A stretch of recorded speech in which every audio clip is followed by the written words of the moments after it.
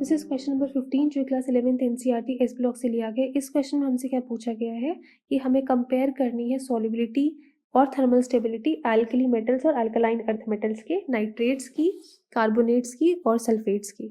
तो हम सबसे पहले स्टार्ट कर देते हैं नाइट्रेट्स। तो अगर हम नाइट्रेट्स को देखें, ये हमारा हो गया यहाँ पे नाइट्रेट्स। तो अगर हम नाइट्रेट्स को देखें तो nitrates of group 1 and group 2 दोनों ही सॉल्युबल होते हैं वाटर में। Nitrates of group 1 nitrates of group 1 and group 2 both, और कभी भी सॉल्युबिलिटी की बात आती है तो क्या हो जाता है, हाइड्रेशन एनर्जी ज़्यादा होती है। Nitrates of group 1 and group 2 both are soluble in water. और क्यों सॉल्युबल होंगे? Because hydration energy is greater than lattice energy. तो ये तो पहली चीज़ हो गई। दूसरा क्या था इनकी, थर्मल स्टेबिलिटी। तो इन दोनों का क्या है, ग्रुप 1 एंड ग्रुप 2 नाइट्रेट्स, दोनों के ही नाइट्रेट्स कैसे होते हैं, थर्मली अनस्टेबल होते हैं, आर थर्मली अनस्टेबल। तो ये अनस्टेबल तो है, बट ये क्या करते हैं, ये डिकम्पोज डिफरेंटली करते हैं, but they decompose differently. Specifically lithium का, क्योंकि लिथियम अलग ही अपने ग्रुप से एक्ट करता है, बट दे डिकम्पोज डिफरेंटली। तो अब इनका जो डिकम्पोजिशन रिएक्शन है वो कैसा होता है वो हम देख लेते हैं। अगर हम NaNO3 का देखें तो सपोज हम NaNO3 का डिकम्पोजिशन करें तो वो होता है NaNO2 प्लस O2 में डिकम्पोज होता है।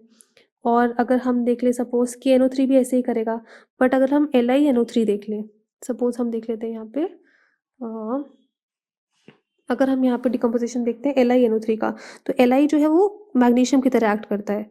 तो अगर हम LiNO3 को देखें तो वो कैसे ब्रेक डाउन होता है, Li2O फॉर्म करता है वो, और साथ में बनाता है NO2, Li2O plus NO2, Li2O plus NO2 plus O2।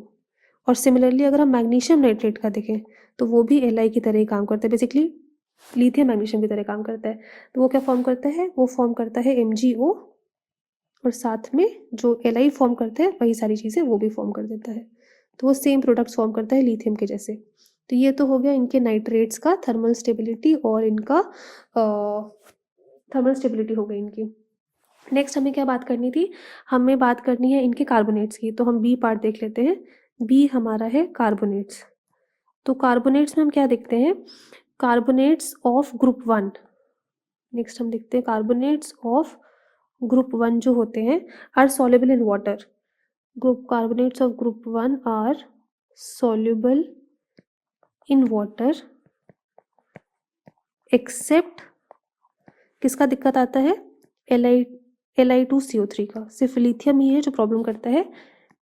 And they are also thermally stable, ये सॉल्युबल भी होते हैं, थर्मली स्टेबल भी होते हैं, बट फिर से स्टेबिलिटी में कौन एक्सेप्शन आ जाता है, एक्सेप्ट Li2CO3, ये थर्मली स्टेबल नहीं होता है। तो ये तो हो गया इनका। अब ये ब्रेक कैसे होता है, ये क्या करता है, Li2CO3 को जब हम हीट करते हैं तो वो Li2O प्लस CO2 में ब्रेक हो जाता है। तो ये तो ग्रुप 1 के लिए हो गया। बट अगर हम इसका ग्रुप 2 को देखें, ग्रुप 2 कार्बोनेट्स क्या करते हैं, ग्रुप 2 कार्बोनेट्स आर, अगर हम ग्रुप 2 देखें तो group 2 carbonates are insoluble in water.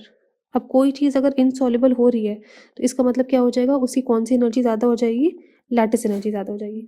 तो group 2 carbonates are insoluble in water, और अगर ये इनसॉल्युबल है तो इनका लैटिस एनर्जी ज़्यादा हो जाएगा, are insoluble in water because इनका lattice energy is greater than hydration energy.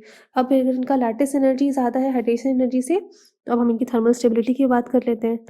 तो थर्मल स्टेबिलिटी इनकी कैसी होती है कार्बोनेट्स ऑफ ग्रुप 2 की, तो thermal stability of carbonate of group 2, thermal stability of carbonates of group 2 ये कैसे होते हैं, increases down the group, increases down the group, increases down the group. Because क्यों इंक्रीज होती है, due to increase in ionic character, increases down the group due to increase in ionic character. अब हमें पता है due to increase in ionic character. Covalent character के लिए हमें केटायन छोटा चाहिए होता है, बट नीचे जाते जाते जाते क्या होता है, साइज बड़ा हो जाता है, तो नीचे जाते जाते आयनिक कैरेक्टर बढ़ जाता है और कोवलेंट कैरेक्टर कैसा हो जाता है, कम हो जाता है। तो नेक्स्ट हम देख लेते हैं, नेक्स्ट हमारा सी पार्ट था सल्फेट्स का। तो सल्फेट्स कैसे होते हैं, अब sulphates of group 1, sulphates of group 1 कैसे हैं, ये भी सॉल्युबल इन वाटर है। Sulphates of group 1 are soluble in water, but फिर से दिक्कत कौन देगा हमें, लिथियम, एक्सेप्ट Li2SO4। तो लिथियम का सल्फेट सॉल्युबल नहीं है। अब इसमें क्या है, अब सॉल्युबल अगर है तो फिर से क्या रीज़न होगा, बिकॉज जो सल्फेट ऑफ ग्रुप 1 सॉल्युबल है, ठीक है, और they are thermally stable also except Li2SO4, और यहाँ पे हम लिख देते हैं except Li2SO4 they are also thermally stable. तो ये थर्मली स्टेबल भी हो गए हमारे, they are also thermally stable. अब हम देखते हैं आगे, इनका जो ग्रुप 2 का है, तो सल्फेट्स ऑफ ग्रुप 2 का क्या होता है, सॉल्युबिलिटी। अगर हम देखें solubility of sulphates of group 2, तो solubility of sulphates of group 2 कैसी होती है, ये डिक्रीजेस डाउन द ग्रुप हो जाती है। Solubility of sulphates of group 2 decreases down the group, solubility of sulfates of group 2 decreases down the group। अब अगर solubility नीचे जाते जाते कम हो रही है तो क्या हो जाता है, lattice energy greater than hydration energy. तो lattice energy greater than hydration हो गई, ये तो हो गया हमारा इसका solubility का। और अगर हम इनकी थर्मल स्टेबिलिटी की बात करें तो sulphates of group 2, sulphates of group 2 ये कैसे होते हैं, थर्मली स्टेबल है। Group 2 are thermally stable due to increase in lattice energy। अभी हमने ऊपर बोला कि इनकी सॉल्युबिलिटी क्या है, नीचे जाते जाते कम हो जाती है। अगर नीचे जाते जाते सॉल्युबिलिटी कम हो रही है तो मतलब लैटिस एनर्जी ज़्यादा है, और लैटिस एनर्जी ज़्यादा है हाइड्रेशन एनर्जी से। अब अगर लैटिस एनर्जी ज़्यादा है तो नीचे जाते जाते कैसा कैरेक्टर बढ़ेगा, आयनिक कैरेक्टर बढ़ेगा।